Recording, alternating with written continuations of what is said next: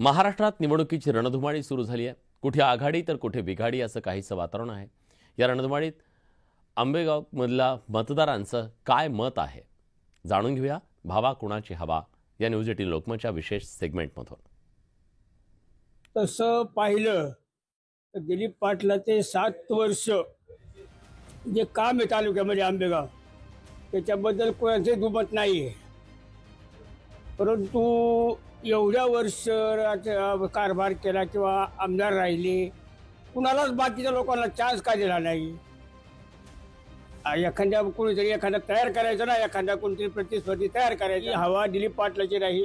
पण आता जनतेच्या मनात काय आहे काय सांगता येते? उद्या काय होऊ शकतं? हरियाणासारखं होऊ शकतं। आमदारांचीच आहे ना, वळसे पाटलांची। कशामुळे वळसे पाटलांची हवा कशामुळे?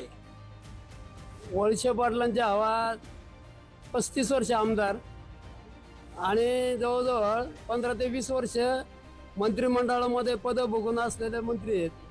आपल्या आंबेगावला सगळ्यांपेक्षा महाराष्ट्रामध्ये आंबेगावला जास्त मंत्रिपद मिळाली। आता